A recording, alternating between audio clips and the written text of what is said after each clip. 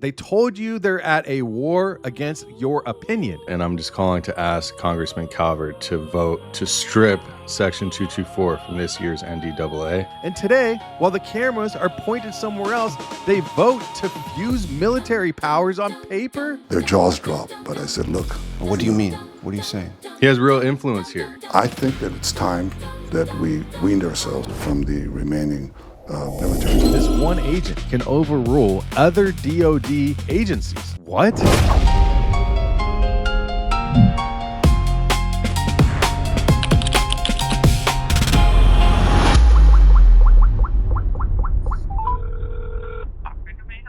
Yeah, I wanted to call for Representative Ken Calvert, California 41. My moment.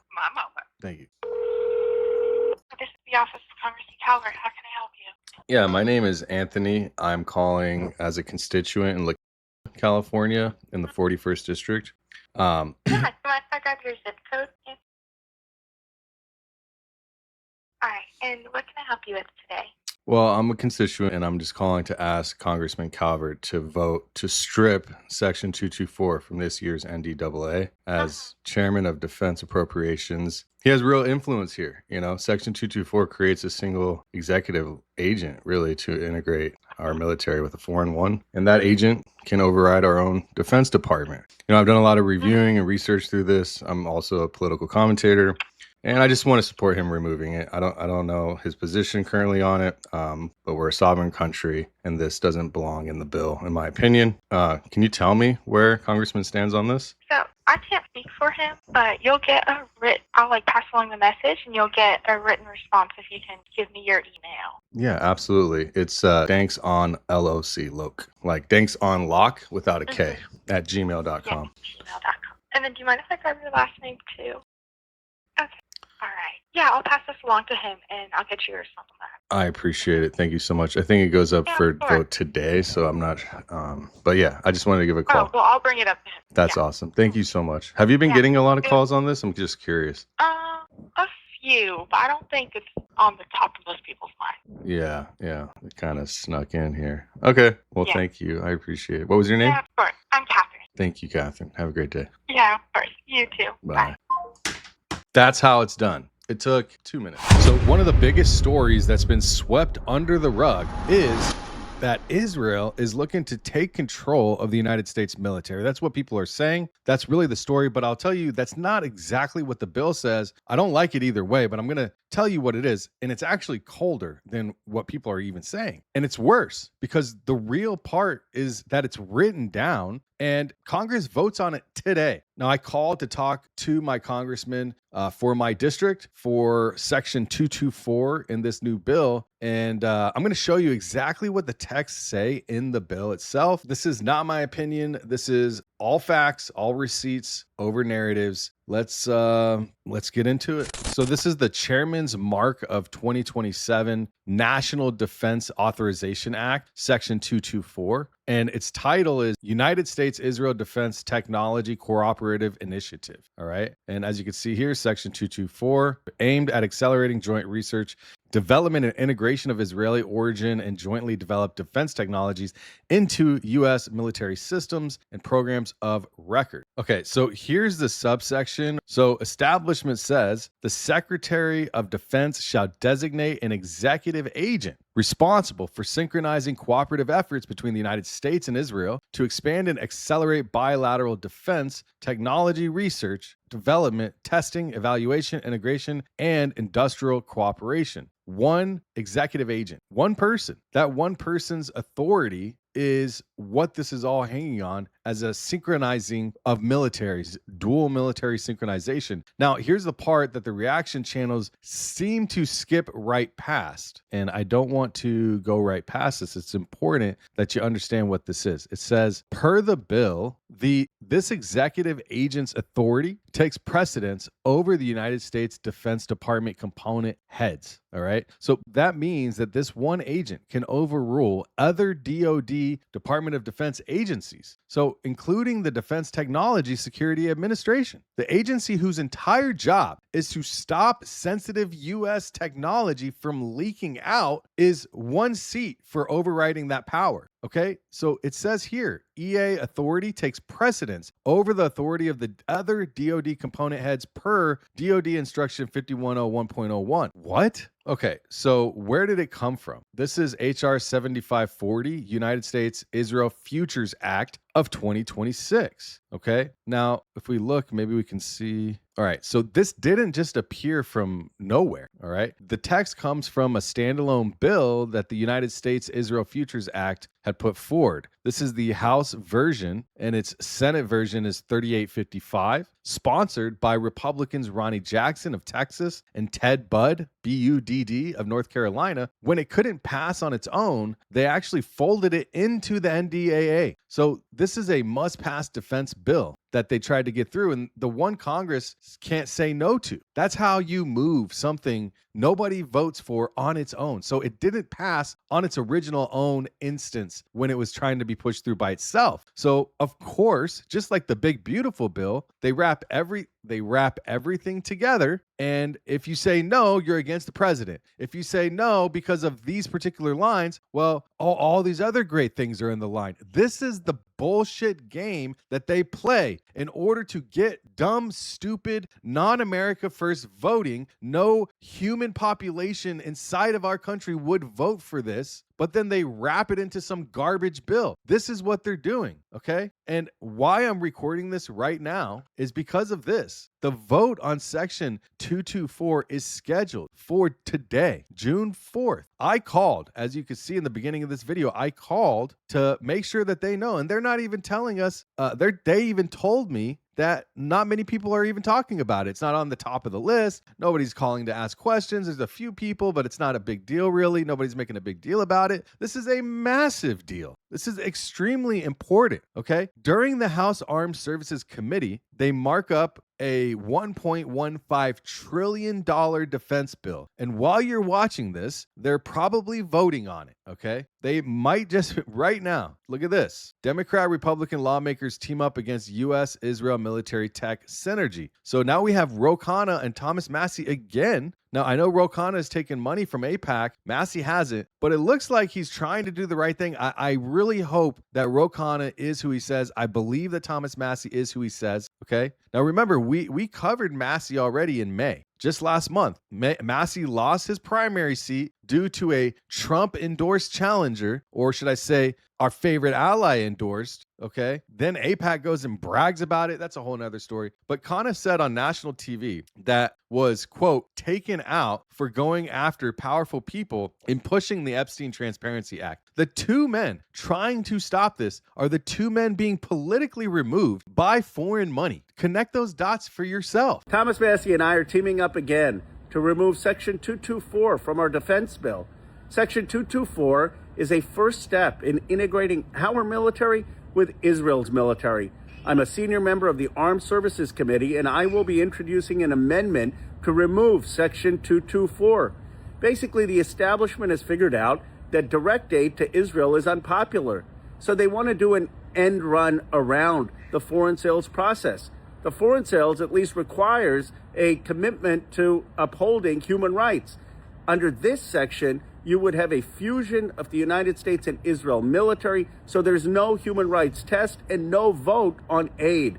We need to strip Section 224. We need to. And that's why I called. I put the phone number up for you all to see it. I put the video up that you could see, and I'll put the X post in the description. I'm trying to get this out as soon as possible so people know that today is the day. All right, today is the day. This is super important, you guys. We are literally moments away from Congress quietly or now loudly integrating U.S. and Israeli military forces. This is crazy, man. This is just insane. So if we look here at responsible statecraft, Congress quietly moves to integrate U.S. and Israeli militaries. The reporter who broke this is actually Ben Freeman at the Quincy Institute, and he's not a fringe blogger or anything. He's a foreign political think tanker. His headline is what you can see here on the screen, and this is the thing. Freeman points to something that most people actually miss. It's not the tech, it's the jobs. And Section 224 lets Israel-linked defense firms build co-production facilities inside the United States congressional districts. Okay, so once those jobs exist, every lawmaker in that district has a personal stake in protecting the relationship forever. Freeman called that the quote, real Trojan horse. You don't just buy the weapons, you buy the votes that protect these weapons. And because it's buried in the defense procurement instead of foreign aid, there's no annual vote. There's no public number. It moves into the dark. It's deeper and harder to see. Now, I want to connect something because, it's worth connecting. This is to something Israel told us themselves, all right? They told us this themselves out loud on American television now. So he went from completely stopping military aid. Oh, so their solution is to fuse it together. I don't understand what the hell that means. Well, number one, because I heard that you invited me. Number two, because I think it's a way to puncture the lies and the vilifications that are leveled at Israel. And I think that's part of we have a 7-front war with Iran and its proxies, but this is the 8th front, the battle for truth. So that's why I'm doing it. This is the 8th front. The disinformation campaign is humongous. It takes a second for a lie to circulate the world, and then you have to battle it with the only weapon you have, which is the truth. And truth is slower than lies and more difficult to ascertain because you have to get the facts. When you lie, you can say anything. And it's instantaneous. When you tell the truth, you have to ascertain the facts. And until you do that, in the electronic age, boy, that lie could encircle the earth. So I'm showing you, we've all seen the clip of the 8th Front War, okay? It's a war is fought with weapons, okay? The 8th Front War, don't be misled. It is directed specifically at Westerners and Americans. And now you have their military and their tech, all of this getting fused with American military is not at all what we should be having when they're in the middle of a war against the civilians of this nation, okay? They're in the middle of a disinformation campaign. They're spending nearly $1 billion on disinformation and propaganda. And now you're going to fuse with us? This is absolutely outrageous, uncalled for. The 8th Front War, that is their term, not mine, okay? His exact words, while we were fighting the physical military battle on 7 fronts of war, we were completely exposed on the 8th front, the media war, and really the social media war. Those are his words. The 8th front, that's their term, okay? War, that's their word. They've chosen word, war. Look at what he says here. Look at what he says here. We have a problem. I recognize it, and we have to get our act together. I think the most pointed success is knocking out 20 top nuclear scientists who were working on the atomic bombs to be used against Israel, America, and anyone else, he said, noting that 12 scientists were killed in the first minute of the campaign last June and another 8 during the current operation. Is this where all of our scientists are going? Are they just knocking them out? These are the people that we want to fuse with our military? Okay, this is not good. Look at this budget, okay? This was April 30th. Israel just quintupled its PR budget to $730 million, and experts say it won't work. Skeptics say that countries have been so tarnished by the October 7th from government political and dereliction that even with vast public relation funds, it's too late to facelift. Anybody speaking out against anything positive for children and people in a specific location, they're considered extremists. This is uncalled for, okay? In March, the Knesset has already pushed for this bill to go through for them to get all of this additional money, all right? This is happening, and this is the country we're going to do this with? So the Knesset approved this in March of 2026, a budget with just what we've been talking about, $729 million for what publicly is being called as diplomacy. That's Hasbara. Okay, Hasbara. That's nearly 5 times the $150 million last year. On AmericansForTransparency.org, you can see we've already tracked the last year's budget and where the money went. All right, it's all in here. Go to AmericansForTransparency.org and you can see everything. Talk to the AI agent about any of this stuff. Okay, educate yourself. Now, there's one last thing that you need to know is that inside Israel's Esther Project is the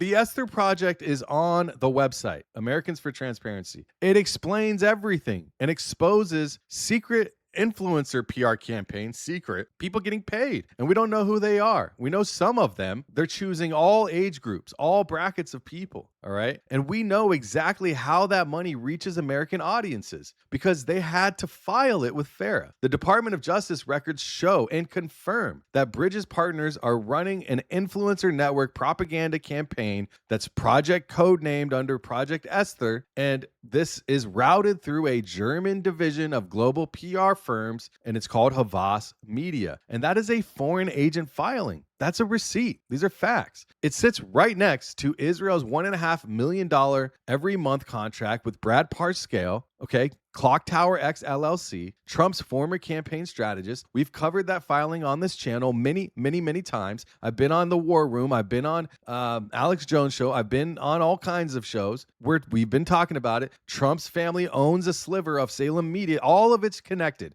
When it's a war, everything is connected, okay? There's dozens of companies. There's hundreds, if not thousands, of propaganda websites that are citing as if they're real news websites. They're just fake propaganda machines. So put this in order, all right? Think about this. They told you they're at a war against your opinion. My opinion. They call it the Eighth Front. They funded it with $750 million, and they hired influencers and companies to geofence churches and target American Christians and infiltrate our radios and podcasts and Christian television. And there's paperwork to prove it. And today, while the cameras are pointed somewhere else, they vote to fuse military powers on paper so that no future Congress, no future president, and no future voter can ever unwind this shit. That's documented, and it's going into action unless we push back.